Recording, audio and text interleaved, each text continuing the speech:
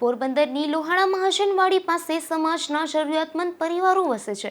તે સસ્તા ભાડાની ચાલમાં મહાજન દ્વારા સુવિધાઓ વધારવામાં આવી રહી છે. ત્યારે જ્ઞાતિના આર્થિક સંપન્ન દાતાઓએ પણ આ ભગીરથ કાર્યક્રમમાં સહભાગી બનવા અપીલ કરાઈ છે.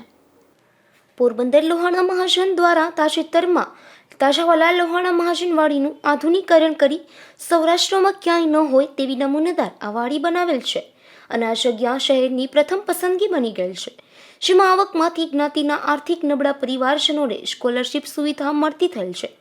ખૂબ વિશાળ શેઠ ભાણજીલાલજી લોહાણા મહાજનવાડી અને તેમાં અન્ય વિભાગોનો સમાવેશ થાય છે, જેને અંદાજે 100 વર્ષ થયા આવ્યા હશે. આ વાડીમાં પણ નવીનીકરણનું કાર્ય જ્ઞાતિજનોએ ઉદાર હાથે આપેલ અનુદાન થકી કરવામાં આવેલ છે.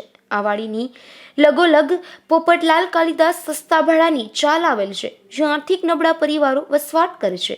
આ ચાલમાં 45 જેટલા બ્લોક્સ છે, જેના ઉપયોગ માટે ઉપર નીચે ટોયલેટ બ્લોક્સ, આંતરિક પેસેજ રસ્તો, ડ્રેનેજ, બાલ્કની, સીડીઓ અને કલર કામ વગેરે કરાવવાનું કામ પોરબંદર લોહાણા મહાજન દ્વારા શરૂ કરવામાં આવેલ છે. જનરલ વપરાશ માટે સોલાર પેનલ નાખી આપવામાં વિચારણા છે. ત્યારે આવું ઐતિહાસિક કામ સમાજ માટે થઈ રહેલ છે, ત્યારે સમાજ પાસે સ્વાભાવિક રીતે યોગ્ય અનુદાનની અપેક્ષા હોય જ. રઘુવંશી સમાજના આર્થિક સંપન્ન દાતાઓને સહયોગ આપવા મહાજન પ્રમુખ સંજયભાઈ કારિયા તથા સમગ્ર ટીમ દ્વારા અપીલ કરવામાં આવી છે. પોરબંદર લોહાણા મહાજનવાડીની બાજુમાં જે આપણે સસ્તા ભાડાની ચાલ તરીકે જાણીતી છે તે આવેલી છે. આશરે 85 થી 90 વર્ષ થયા છે.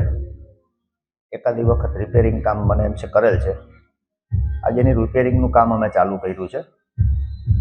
બધા બ્લોકના બારી દરવાજાને જે કંઈ ખરાબ હોય રિપેર કરવાના અથવા નવા નાખી દેવાના.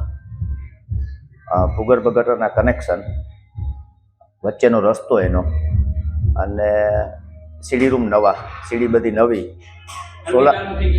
સોલાર ફિટિંગ, એટલે કોમન લાઇટનું બિલ એ લોકોને ના આવે, અને બધા 2 બિલ્ડિંગને કલર, આ બધાનું કામ ચાલુ કર્યું છે. સ્વાભાવિક છે હજી આ મહાજનવાડીનું કામ પૂરું થયું છે, એમાં પણ થોડી પૈસાની ઘટ છે. આના માટે જરૂર હોય જ.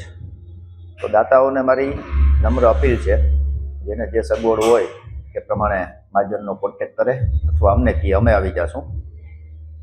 શક્ય એટલી દાનની ઓલી કરે તો કામ વ્યવસ્થિત થઈ જાય એ લોકોનો.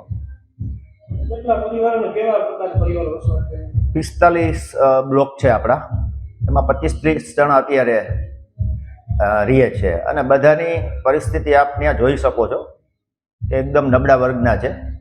એટલે પોતાની રીતે કંઈ કરી શકાય એમ નથી, કોમન લાઇટ પણ નથી કરતા, એટલા માટે જ આપણે આ બધું કરીએ છીએ. ઉલ્લેખનીય છે કે આ ચાલ પણ 90 વર્ષ જૂની છે અને હાલ જર્જરિત સ્થિતિ છે અને અહીં જ્ઞાતિના નબળા વર્ગના લોકો જ વસવાટ કરે છે. ત્યારે મહાજન દ્વારા તેઓના રહેઠાણના નવીનીકરણનું બીડું જ આપ્યું છે. ત્યારે જ્ઞાતિના સદ્ધર લોકો પણ આ કામમાં સહભાગી બને તો વહેલી તકે કામગીરી પૂર્ણ થશે. જોકે જે રીતે મહાજન દ્વારા પ્રમુખ સંજયભાઈ કારિયાના નેતૃત્વમાં અને સેક્રેટરી રાજેશભાઈ લાખાણીના માર્ગદર્શન હેઠળ કરવામાં આવેલ જ્ઞાતિની 2 મુખ્ય જ્ઞાતિવાડીઓના નવીનીકરણમાં જે રીતે ઉદાર હાથે દાતાઓએ ફાળો આપ્યો છે, ત્યારે આ કામગીરીમાં પણ જ્ઞાતિજનોનો ઉત્તમ સહકાર રહેશે તેવું જણાઈ આવે છે.